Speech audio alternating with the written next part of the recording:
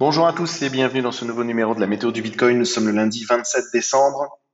Toute l'équipe de Trader Square espère que vous avez passé de bonnes fêtes de Noël. Dernière ligne droite avant la fin d'année 2021. Le marché est-il reparti? En tout cas, pour cette fin de semaine dernière et pour Noël, nous avons eu un beau cadeau avec un marché très hésitant en bas de range sur le début de semaine. Eh bien, on est tout simplement reparti sur le haut du range. Voilà, donc belle réaction du marché. Cela dit, attention, nous sommes toujours dans la semaine, on va dire, de bride du BTC. Pourquoi? Parce que nous avons cette fameuse clôture d'options, enfin pas la clôture, pardon, l'expiration des options au 31 décembre, avec un max pain price au 48 000, ce qui voudrait dire que si le marché expire, enfin, si au 31 décembre, le marché se trouve aux 48 000, eh bien, la plupart des puts et des calls, donc ceux qui ont parié à la baisse ou à la hausse, seront perdants. Donc, le marché a un intérêt à rester aux alentours des 48 000. Cela dit, le marché ne fait pas toujours ce à quoi on s'attend, bien sûr. Et cela dit, certains qui ont parié à la hausse aux 60 000 ou plus peuvent tout à fait pousser le prix pour avoir leur pari gagnant d'ici le 31 octobre. Donc, allons-nous assister là donc à un retour sur le haut de range pour repartir à la baisse sur la fin de semaine et rester aux alentours des 48, ou alors voilà, ça y est, le double bottom H4 a été bien validé, ça marque la fin du mouvement baissier, on a bien chassé les liquidités comme on l'explique depuis un petit moment. On chasse les stops, on chasse les liquidités sous les derniers creux. Et ça y est, la chasse est terminée, on repart à la hausse. Voilà, ça c'est possible. Euh, on va essayer de regarder tout ça. En tout cas, jusqu'au 31 décembre, nous devons d'être prudents suite à cette expiration des options qui reste le plus gros open interest jamais ouvert sur BTC, avec 115 000 BTC, ce qui est relativement énorme.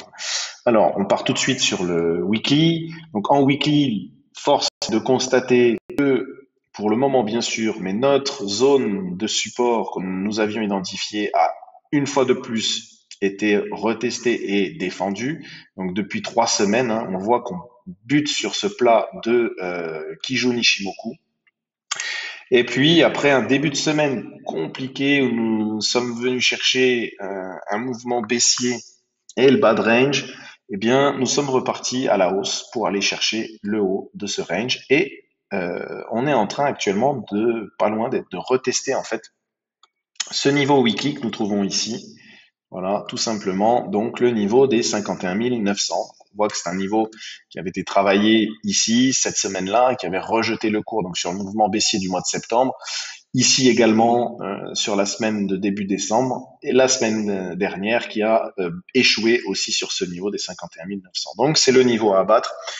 Avant d'aller rejoindre, je le retire puisque nous avons déjà on a nos repères sur la chart daily. Le but en weekly, c'est d'aller rejoindre maintenant notre Tenkan Ishimoku aux 55 600 en gros. Donc reprendre, voilà, retourner au-dessus de notre Tenkan, au-dessus de notre Kijun, eh bien c'est s'assurer de la poursuite d'un mouvement haussier. Voilà pour le weekly. Alors pour le daily, donc évidemment toujours sous l'influence de notre divergence, le MACD est de nouveau en contrôle bull, les divergences sur le RSI également confirmées. Voilà, le mouvement est bullish. On voit que notre indicateur, alors vous voyez, c'est pas souvent, hein, on l'avait dit, hein, c'est pas souvent que nous avons des divergences sur le RSI, sur le MACD. Lorsqu'en général ça se produit, on a un beau mouvement derrière. C'est pas souvent plus qu'on voit notre indicateur en daily qui se trouve dans des zones basses aussi, et à chaque fois que ça se produit, nous avons un mouvement haussier également. Ok, donc là, on a rejoint notre borne de survente. Eh bien, nous allons certainement retourner dans notre surachat. Donc voilà, d'un point de vue indicateur, tout est au vert. pour relancer un mouvement bullish sur ce début d'année. Ok, donc ensuite, à plus court terme, donc, on voit très bien notre range dans lequel évolue BTC, donc toute cette phase d'accumulation. En tout cas, c'est ce qui a l'air de s'être produit, une phase d'accumulation où on venait piocher des liquidités pour pouvoir relancer. Donc ça, c'était notre scénario, bien sûr. Donc, euh, comme ça s'est produit, comme cela s'était produit lors de cette phase où on allait chercher à chaque fois les liquidités sous les plus bas, de manière à pouvoir placer le nouveau mouvement haussier. Donc, c'est peut-être ce qui est en train de se passer. En tout cas, pour le moment, et tant que nous ne sommes pas réellement sortis du range, nous restons dans un range. Il est fort probable de se faire rejeter, de retour. Enfin, il est fort probable. Non, c'est un scénario à prendre en considération, de se faire rejeter. On voit que là, ici, nous avons noté une petite case orange. Vous les connaissez maintenant. C'est une zone importante qu'il va falloir reprendre et on va regarder ça tout de suite. En tout cas, dans cette zone, nous avons un risque de rejet et pourquoi pas revenir sur les 48 000 d'ici la fin de semaine, la clôture étant vendredi. Ok. Donc, pourquoi cette zone orange? Qu'est-ce que c'est? Tout simplement, c'est le retracement depuis notre top jusqu'à notre bottom. Ok. Donc, nous avons ici, voilà, donc tac, notre top au 69, notre bottom au 42. Donc, on regarde et ça nous donne ici un niveau important que nous n'avons toujours pas repris. C'est les 38,2 de retracement de toute cette vague baissière. OK? Elle est importante à noter. Il est important à noter ce niveau, donc les 52 314. Donc, d'un point de vue Fibonacci, tant que nous évoluons en dessous des 38,2, nous pouvons tout à fait être poussés par les vendeurs pour aller chercher des nouveaux plus bas. Même si les vendeurs ont perdu le momentum là en daily, hein, c'est clair, il est entre les mains des acheteurs, on l'a vu, hein, on n'est pas à l'abri d'un retournement de marché sur cette zone. De plus, il y a une confluence par rapport à ce dernier mouvement baissier, donc là vraiment la dernière jambe baissière. Tac. Donc si on vient ici, on va tracer rapidement. On voit que nous arrivons dans la zone située entre les 61,8 et les 78,6 de retracement de ce dernier mouvement baissier. Zone importante. D'accord? On voit que nous sommes actuellement sur les 61,8 de retracement. Et alors, j'ai affiné en fait cette grosse zone hein, qu'on pourrait trouver ici. Je l'ai affinée en prenant en considération les 38,2 également. Donc là, on a vraiment une zone dure entre les 61,8 et les 38,2. Et on a notre niveau pivot là des 52,714 qui avait joué un rôle important à plusieurs reprises déjà à ce niveau-là. Hein, le cours avait extrêmement rejeté. Voilà, donc c'est un niveau pivot important. Donc pour moi, cette zone située entre les 51,600 et les 52 700 est une zone très importante dans laquelle nous pourrions avoir un rejet. Et c'est peut-être là où se manifesteraient les vendeurs, pardon, s'ils devaient repousser le cours pour aller revisiter les 48 000 avant vendredi. OK? Voilà, donc nous y arrivons dans cette zone. Surtout, c'est là où il faut faire encore une fois attention. Bien sûr, nous avons repris tout un tas de zones importantes. C'est très bien. Et là, on s'attaque réellement au 38,2 de tout ce mouvement baissier. Donc, il est possible que nous ayons un ralentissement. Et si on passe, alors là, c'est merveilleux. Euh, on verra les objectifs par la suite. Alors, on va se pencher donc sur notre charte H4. Donc sur notre charte H4, donc on voit, hein, on traçait donc tous nos différents sommets en fait ici qui à chaque fois étaient défendus par les vendeurs. Les vendeurs ont perdu le momentum ici. Ils ont perdu la structure de prix baissière en tout cas ici. Donc c'est-à-dire que nous avons fait un plus bas plus haut que le précédent et nous avons dessiné un double bottom ici pour renverser cette tendance baissière. OK? Donc ça, c'est très beau et on est maintenant de nouveau sur le haut de notre range, la borne haute de notre range. OK? Donc, On a marqué un arrêt ici, puis vous voyez, on a marqué un arrêt ici, et qu'est-ce qui s'est organisé derrière? Donc, on a eu un petit arrêt, on a noté les zones en H1, on va retourner les voir, mais voilà, on est retourné sur les 38,2 de retracement de ce mouvement, bim, et on a eu là, ici, un premier short squeeze. Donc, on a bouffé de liquidité située au-dessus de ce creux, de ce sommet, pardon. Maintenant, il reste les liquidités au-dessus de ce sommet. Ici, on n'a pas squeeze assez pour chercher toutes les liquidités au-dessus de ce sommet, ni au-dessus de ce sommet d'ailleurs que nous n'avons pour l'instant pas du tout inquiété, qui n'a pas du tout été inquiété, donc au-dessus des 52 000. Ok. Donc, et d'ailleurs, on le voit bien, si on vient sur notre voilà sur notre outil d'analyse d'order flow, on voit bien que pour l'instant, on regarde au niveau des liquidations. Donc ici, on voit bien que pour l'instant, on n'a pas beaucoup liquidé. Hein. On a eu voilà des liquidations sur ce mouvement, hein, donc en H4, hein, ce mouvement-là, tac, le mouvement qu'on a identifié tout à l'heure, on a eu un petit peu de liquidation. Puis sur ce pic-là, donc on se remet donc ici, mais c'est pas énorme. Donc on voit effectivement qu'on s'attaque aux liquidités qui sont prises prisonnières au stop loss, etc., qui sont prisonniers au-dessus de ce sommet. Et pour l'instant, on n'a même pas entamé le vrai short squeeze. Le short squeeze, c'est quand nous aurons des pics, voilà, avec des volumes comme ça ou comme ça, voilà, des volumes importants. Mais là, on voit que c'est très très très léger en termes pour l'instant de liquidation de short. Donc il y a de la marge. On est toujours avec un funding qui est bas et des spreads qui sont aussi toujours un peu plus dans le négatif que dans le positif. Donc le sentiment bullish n'est toujours pas présent. Donc le short squeeze peut continuer. Ça, il n'y a pas de souci. Euh, Par contre, donc on a une reprise. On a une reprise malgré tout. On reste toujours dans la peur, mais on est à la limite. On est à la limite du neutre. Donc voilà. Évidemment, nous ne sommes plus en bas de range, donc le sentiment s'apaise entre guillemets. Mais on n'est pas dans un sentiment, on n'est pas repassé non plus dans un sentiment grid.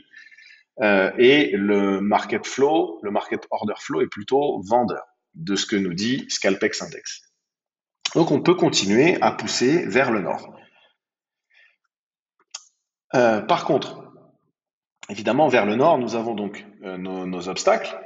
Donc tous ces niveaux pivots hein, qui ont bien été identifiés, plus, eh bien là, on est en plein dans la zone. Si on vient tracer notre fib ici, tac, on voit que on est en plein dans la zone que nous avons décrit en daily tout à l'heure.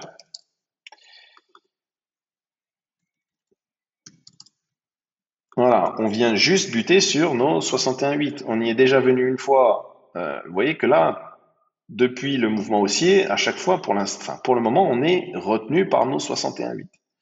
D'accord? Et notre zone, en gros, notre zone à abattre, elle se situe ici. Voilà, on reprend notre pivot, c'est cette zone-là. Et on voit que pour le moment, voilà, ce sera la zone à passer. Et si on passe là, on aura bouffé la plupart des liquidités qui se trouvent au-dessus de ce niveau et au-dessus de ce sommet. Et maintenant, pour s'attaquer au-dessus de ce sommet, il faudra rejoindre la borne haute, ici, l'ancien support qui avait été travaillé à ce niveau-là. Voilà, en termes d'indicateurs en H4, bon voilà, on a des divergences qui apparaissent sur le RSI, c'est sûr, ce mouvement se calme un petit peu, mais bon, rien d'inquiétant, on est toujours sous contrôle boule. Attention ici, qu'on n'ait pas notre MACD qui reparte vers le bas sous l'influence de ces divergences. Bon, ouais, à voir comment se termine la journée d'aujourd'hui. Voilà, donc on voit que notre niveau ici des 49 400 a été retesté. Il n'a pas été retesté pour rien. Si on regarde ici, alors on va aller sur le H1 directement pour étudier tout ça. Voilà, sur le H1, on va se mettre comme ça. Donc nous avions déterminé, je vais retirer Ishimoku pour le moment. Hop, je vais retirer Ishimoku. Voilà, ça lag un petit peu, c'est pas grave. Donc nous avions déterminé plusieurs zones. Donc déjà, lorsqu'il y a eu ce premier mouvement haussier, donc voilà, nous avions dit que nous attendions le prix dans deux zones, soit sur les 38,2, soit sur les 61,8 si le retracement était plus profond. On est venu pile chercher pardon, nos 38,2, on est reparti à la hausse. Très bien. Et puis là, idem, donc nous avions eu notre top ici. Qu'est-ce qui est venu chercher le 26, dans la journée du 26, le prix? Il est venu chercher les 38,2, bim, et il repart à la hausse. Donc là, on est clairement dans un marché haussier depuis ici. Donc, on pousse, retracement sur les 38,2, on repousse, retracement sur les 38,2, on repousse. Donc, enchaînement de creux et sommets ascendants sur les 38,2. Donc ça, c'est juste parfait. C'est signe d'un marché qui est en pleine forme. À chaque fois qu'on reprend. Donc là, l'objectif des boules, c'est les 38,2, aller faire un nouveau sommet. Donc le nouveau sommet, il est au-delà des, on va se mettre bien, il est au-delà des 51 810. Donc on se rappelle, hein, voilà, on est dans les zones de danger. Donc, est-ce que les bulls vont avoir assez de puissance pour aller chercher ce nouveau sommet ou est-ce que, eh bien, nous allons, au vu de la zone à laquelle nous devons faire face, eh bien, on fait plutôt un double top, c'est-à-dire qu'on n'arrive pas à faire de nouveaux sommets. Dans ce cas-là, on fait un sommet plus bas que le précédent et eh bien on part dans un voilà, dans un schéma comme celui-ci. Donc là, on n'arrive pas à refaire de sommet. On vient en retracer de nouveau et puis on vient break ce niveau-là et hop, hop, hop, on redescend sur les 48 000, pourquoi pas, pour repartir par la suite en ce début d'année. C'est une possibilité, c'est un scénario, enfin en début d'année prochaine, pardon. C'est un scénario à envisager. Donc moi, je suis très prudent à eh bien à l'approche et même au contact de la zone ici que nous avions identifiée. Donc je vais la remettre sur notre charte ici, hein, sur la charte H1. Donc voilà, c'est de là ici à 51, on a dit 51 640, 51 640. Voilà. Bon, hop, on affinera après. Vous voyez qu'on est pile dessus. Donc, c'est maintenant que ça se joue. Imaginons par contre, donc on peut retirer ça. Imaginons par contre que, eh bien, ce ralentissement se fasse et que nous entrions dans une phase de retracement. Pour le moment, il n'y a rien au niveau des indicateurs qui dit que ça va retracer, hein, mais pourquoi pas. Là, nous étions dans une meilleure configuration, c'est-à-dire notre indicateur vers le bas, une divergence, un cross vers le bas du MACD, donc un cross bullish du MACD. Là, bon, c'est plutôt l'inverse. Le RSI est en haut, notre indicateur, il a encore de quoi pousser, mais il arrive près du surachat. Donc voilà, pourquoi pas peut-être un essoufflement de ce mouvement et un retracement. Donc, si nous venions à retracer, déjà, la première des zones à surveiller, ce serait celle-ci. Donc, depuis notre point bas jusqu'à notre point haut, nous verrions ce que ça donne sur les 50 814. Donc, la première zone à vérifier, ce sera celle-ci. Là, on la met en orange aussi. Et puis, si jamais ça tient pas, il y aura cette zone là à valider. Voilà. À court terme en H1. Ensuite, tac, tac, voilà. Donc là, on voit bien l'enchaînement de creux et sommet ascendant. Donc tout se joue en fait maintenant. OK? Donc voilà, moi j'ai pas grand chose de plus à dire. Hop, hein, le brief est relativement dense. Ouais, il nous reste que quelques minutes. Je vais pas avoir le temps de regarder les autres, ni ETH, ni rien du tout. Ce qu'on va faire, c'est qu'à partir de demain, donc on regardera BTC bien sûr, et on analysera aussi en parallèle une alt, une major, parce que les majors se retrouvent dans des situations magnifiques pour certaines d'entre elles. Donc on analysera tout ça. Voilà, donc beau mouvement, mais prudence. Prudence, prudence quand même. Nous ne sommes pas à l'abri d'un retracement. Vous avez les zones ici. Je vous souhaite un bon début de semaine et de bonnes vacances pour ceux qui le sont. Profitez bien et puis je vous dis à demain.